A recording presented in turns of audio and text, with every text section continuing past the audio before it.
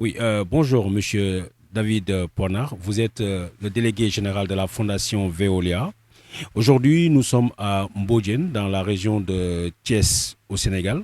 On vient participer à l'inauguration d'une nouvelle écloserie. C'est quoi cette politique de développement local que vous développez au Sénégal? Megadef, et merci pour cette interview. Donc, effectivement, avec la Fondation Veolia, nous participons depuis quelques années déjà au développement, au déploiement de fermes aquacoles. Mhm. Donc, les fermes aquacoles, ce sont des sites, des lieux où on va creuser un puits. Avec l'eau du puits, on va pouvoir alimenter des bassins. Dans les bassins, on va mettre des poissons qui vont grandir. Mhm. Et avec l'eau du bassin, c'est pas fini, on va pouvoir produire des fruits et des légumes, c'est-à-dire faire de l'agriculture. Et donc avec ces poissons, ces fruits, ces légumes, qui sont gérés par des groupements de femmes, des GIE, de groupements de femmes, elles vont aller les vendre sur les marchés. Mhm. Donc ça va produire à la fois des poissons, des légumes et des fruits, mais ça va surtout aussi créer des emplois. Voilà. Quel est le modèle économique que vous mettez en place avec ces femmes sénégalaises pour ces projets? D'accord. Avec la fondation, donc la fondation Veolia, on va apporter au début le financement initial. Mhm. Et là, on va créer un fonds, justement, dans un nouveau programme, le programme Ardina Arjigen. Et avec ce fonds va être alimenté par la vente d'alevins, puisqu'on va créer aussi une écloserie. Donc faire pousser les petits poissons pour pouvoir après les distribuer dans les GIE, dans les fermes aquacoles. On va rappeler que ces poissons ne sont pas destinés à l'exportation, mais à la vente sur le marché local. Quelle est la vision qui vous a conduit à penser à ce genre de système? Oui, tout à fait. Au début, initialement, nous avons créé ces fermes aquacoles. On a vu que ça fonctionnait, qu'on pouvait produire à la fois des fruits, des légumes et des poissons. Par contre, il y avait une difficulté pour accéder à ces alevins, à ces petits poissons. C'était un vrai problème. Donc, d'où l'idée, avec nos partenaires, l'Agence nationale d'aquaculture, donc l'ANA, de construire cette écloserie qui permettra justement d'alimenter ces différentes fermes aquacoles. Nous sommes dans la région de Mbour, dans le département de Mbour plutôt. Qui parle de Mbour parle de lieu de départ massif des jeunes vers des lendemains incertains. La création d'un projet comme ça, qu'est-ce que ça répond sur le plan social surtout? Oui, c'est aussi un projet qui s'inscrit pleinement dans cette problématique et qui peut répondre, apporter une solution pour éviter le départ des jeunes, puisque là, on va pouvoir créer des emplois pour les jeunes, pour les femmes. On va aussi permettre la formation de ces jeunes au métier de l'aquaculture, au métier de l'agriculture aussi, et également de créer des emplois. Aujourd'hui, sur le site d'Embourg, justement, Mbodienne. Mbodiam, Mhm. excusez-moi, Mhm. ce sont 30 personnes qui viennent chaque jour pour travailler les champs. Vous parlez de travail permanent ou de travail d'emploi saisonnier? Non, c'est permanent. Tous les jours, 30 personnes viennent. Ils viennent des villages autour. Donc ce sont 30 personnes qui sont sélectionnées, mais chaque jour, ce sont des nouvelles familles aussi. Et il y a une sélection de 30 personnes par jour qui peuvent travailler. Dans cette ville côtière, dans ce département où l'océan est à perte de vue, comment est-ce que les populations, en tout cas celles qui viennent vers vous, ont pu entériner cette idée de, entre guillemets, on va le dire de manière un peu frivole, cultiver le poisson? Oui, c'est de la communication aussi avec... là aujourd'hui, les GIE de femmes, les groupements de femmes, ont pu montrer, ce sont grâce à elles, hein, qui ont pu montrer que ça fonctionnait, Mhm. qu'on pouvait produire vraiment des poissons, mais aussi de l'agriculture. Vous avez au Sénégal des terres qui sont fantastiques, qui sont très riches, qui permettent ce genre d'exploitation. Et il faut du travail, et ce sont ces femmes qui ont pu démontrer que ça fonctionnait, et qui l'ont fait savoir, et qui ont pu montrer aussi sur les marchés la vente de leurs produits locaux, à la fois les poissons, des poissons produits localement. Et donc ça fonctionne et maintenant ça commence à se savoir dans les villages autour et c'est comme ça que les personnes viennent pour... on a besoin de monde, bien entendu, pour produire ces légumes, ces fruits et même par rapport aux poissons. Parce que ce projet, ce n'est pas simplement des poissons, il y a aussi un autre aspect, c'est l'aspect des légumes et des fruits. Comment tout ce processus a été mis en place? D'accord. Là encore, c'est grâce à nos partenaires, l'ANA.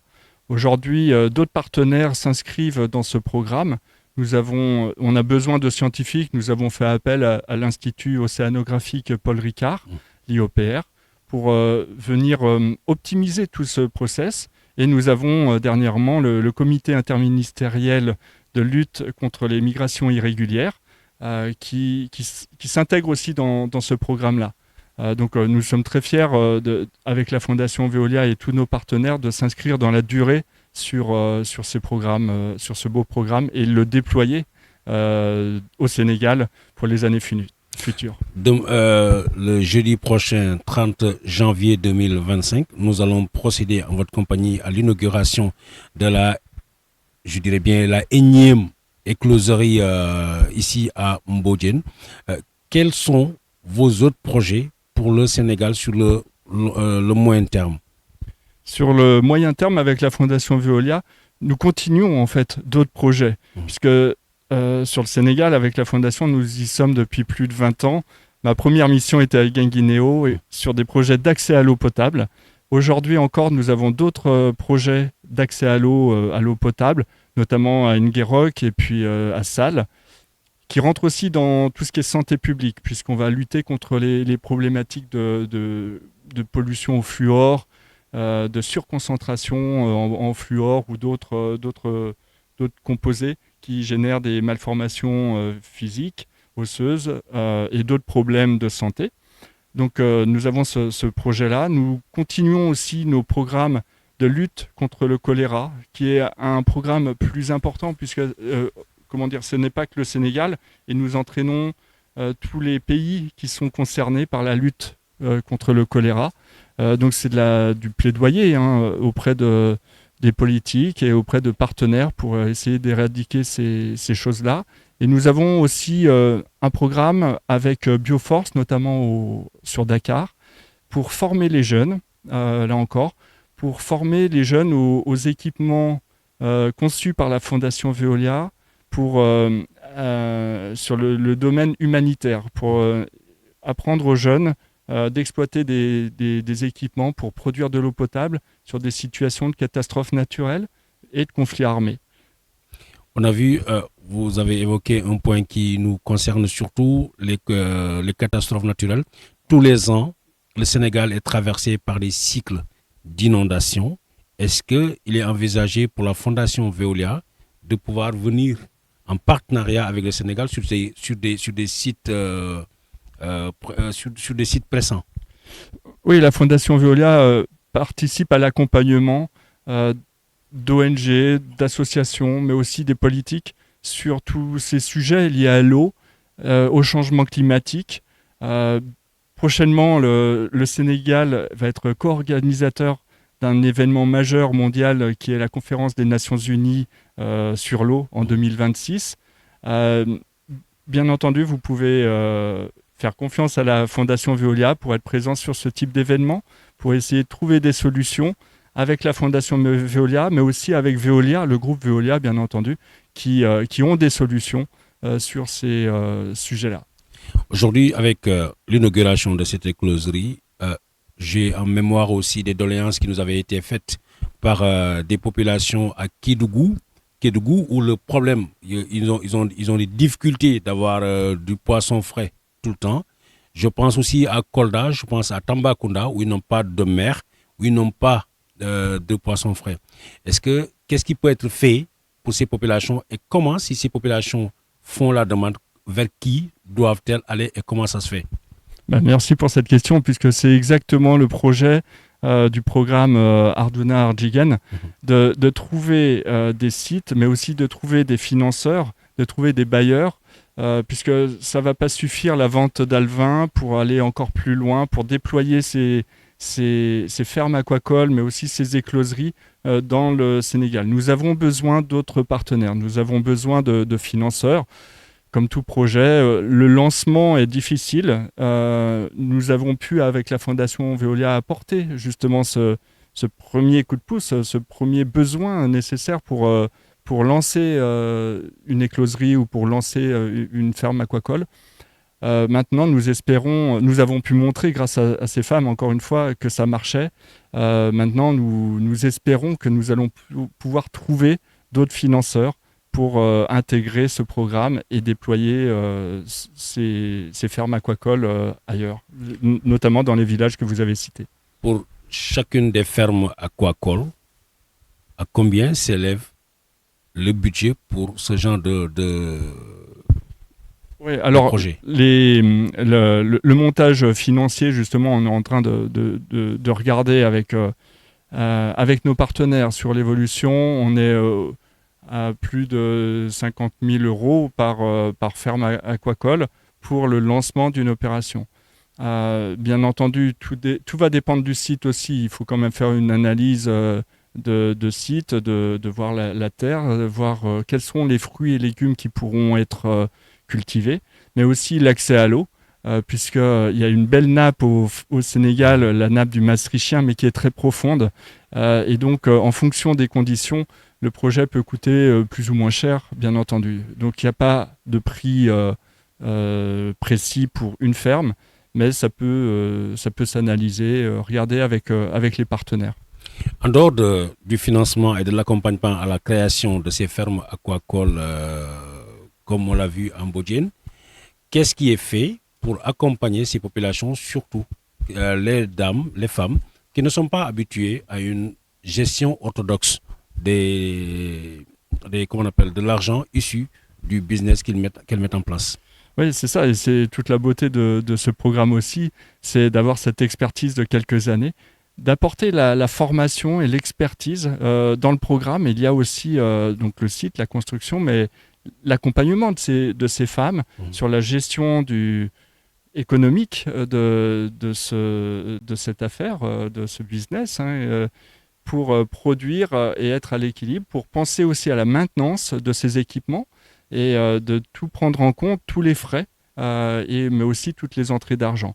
Donc il y a un vrai programme de formation pour les jeunes, notamment, d'où les premières discussions qu'on a eues en début d'interview, pour pouvoir accompagner les femmes et les jeunes. Une nouvelle équipe dirigeante vient d'arriver au Sénégal, accompagnée ou mise là par des jeunes de plus en plus pressés, qui demandent de la formation, qui demandent des emplois.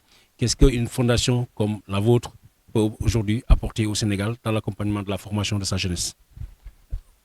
Déjà, l'accomplissement de ces programmes s'accompagne toujours avec la formation locale, avec la formation des personnes locales qui vont s'approprier dès le démarrage d'un projet, justement la compréhension du projet, les objectifs du projet et les compétences nécessaires au projet. On va le faire avec les locaux, avec nos partenaires aussi qui sont locaux. Et je reviens sur la formation avec aujourd'hui l'ANA et les experts de l'ANA qui participent pleinement à ces projets depuis le début. Et donc, tous les projets aujourd'hui avec la Fondation Veolia ont un volet formation et accompagnement des personnes locales qui vont exploiter après les infrastructures que l'on met à disposition, bien entendu. Et on suit, c'est pour ça qu'on est là aujourd'hui avec la Fondation Veolia, on vient régulièrement au Sénégal pour faire le point avec ces équipes-là et faire un suivi, s'assurer que tout va bien et essayer de trouver d'autres axes d'amélioration avec eux, toujours. On rappelle que dans tous ces projets, ce sont des entreprises locales qui travaillent. Comment se fait cette sélection qui vous permet de choisir ces entreprises qui réalisent ces grosses œuvres, mais aussi la formation derrière? Avec la Fondation Veolia, on s'inscrit vraiment sur la durée au Sénégal. Ça fait plus de 20 ans, encore une fois, que nous sommes présents au Sénégal, dans différents villages, dans différentes régions. Et encore une fois, depuis le début, nous avons toujours participé avec des partenaires locaux. Ce réseau de partenaires s'agrandit, on apprend à se connaître aussi, bien entendu. Et maintenant, je pense qu'on a de nombreux partenaires qui connaissent d'autres partenaires et on trouve toujours, et c'est ensemble qu'on va plus loin. Seul, on ne ferait rien. Avec le projet de l'écloserie de Mbodjen, aujourd'hui, quelle est la capacité de production d'alevin sur l'année? Est-ce que vous avez une estimation de cela? Oui, sur cette écloserie, nous allons pouvoir produire 1 million d'alevins par an. L'écloserie, en fait, est sur un site de 3 hectares et elle permet d'alimenter les différents GIE, mais aussi d'autres fermes aquacoles si besoin. Et sur une ferme aquacole, on va pouvoir produire 5 tonnes de poissons tous les 6 mois. Ça veut dire d'autres fermes aquacoles qui auront besoin d'alevins peuvent venir à Ardjiguen, Adeno et Ardjiguen pour acheter des alevins pour faire la production. Tout à fait, c'est ça le projet. Aujourd'hui au Sénégal, la difficulté est de s'approvisionner en alevins. Donc cette écloserie va permettre de renforcer, soutenir justement cette production d'alevins, mais qui serviront à la fois aux GIE, aux fermes aquacoles que nous soutenons, mais aussi à d'autres fermes aquacoles privées si besoin. L'autre chose qui est importante, c'est la création d'emplois. Au-delà des 30 saisonniers qui viennent souvent, combien de permanents vous avez et quels sont les profils recherchés? Oui. Sur une écloserie telle que l'on va inaugurer, ce sont 10 personnes qui travaillent, qui sont permanents. 10 jeunes qui viennent des autres universités du Sénégal et qui ont une formation vraiment universitaire importante pour pouvoir faire tourner cette écloserie. Cela veut dire que des recherches scientifiques sont faites sur la qualité de vos produits, mais surtout sur les alevins. Oui, ça nécessite justement un suivi scientifique pour qu'il y ait une bonne production de ces alevins qui sont sensibles à la qualité d'eau, à la température, à beaucoup de choses en fait, et également aux nutriments, aux aliments. Donc tout ça nécessite une bonne formation de base. Et c'est aussi pour cela qu'on se fait accompagner, ce projet Ardina Ardjiguen, par l'ANA et par l'IOPR, donc par l'Agence nationale d'aquaculture du Sénégal et l'Institut océanographique Paul Ricard. Je sais aussi par rapport au poussin qu'il y a un traçage, ce qui permet de savoir le passage ou les parcours faits par les poussins. Est-ce que c'est envisagé ou est-ce que vous avez mis en place un système qui vous permet, par rapport à l'écloserie, de pouvoir suivre l'évolution de ces poissons et quels sont les types de poissons que vous avez dans les bassins? Oui, alors sur ces bassins, effectivement, on produit à la fois des tilapias et des poissons-chats. Ensuite, ces géniteurs vont produire des œufs qui vont passer dans une écloserie et qui vont permettre de grandir. Tout ça, c'est un suivi vraiment précis de toute la qualité de ces poissons. Pour ensuite, pour ces œufs qui vont éclore, les poissons vont pouvoir grandir, puis les mettre dans un bassin. Et là, on va sélectionner seulement les mâles. C'est vraiment une culture monosexe. Monosexués. Et là encore, il y a une étape qui est réalisée par ces jeunes issus des universités pour vérifier la qualité des poissons qui seront sélectionnés. Mais il n'y a pas de traçabilité de ces... Sur la traçabilité, sur ces questions plus techniques, effectivement, ce sont plus l'accompagnement de l'ANA qui vont répondre à ces questions-là, avec l'IOPR aussi, sur la traçabilité vraiment du poisson.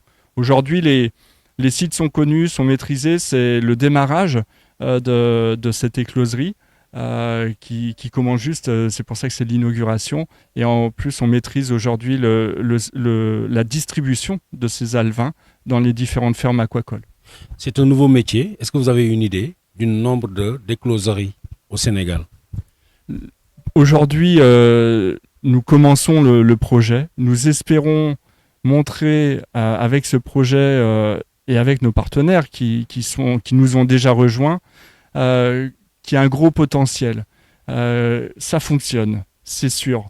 Donc j'invite vraiment à ceux qui veulent aider et à faire développer au Sénégal ces fermes aquacoles de nous rejoindre et de pouvoir les déployer. Il y a un gros potentiel au Sénégal. Nous y croyons, nous sommes là, la Fondation Veolia. Je suis au Sénégal, c'est pour ça, parce qu'on croit à ces projets-là et on sait qu'il y a un gros potentiel pour les jeunes, pour l'environnement, pour la biodiversité, pour la création d'emplois. C'est vraiment important. Donc rejoignez-nous. Merci. Merci surtout aux Sénégalais, aux Sénégalaises, aux jeunes, aux femmes donc, qui sont vraiment sur le terrain et qui font vraiment des choses incroyables. Merci à eux, merci à elles.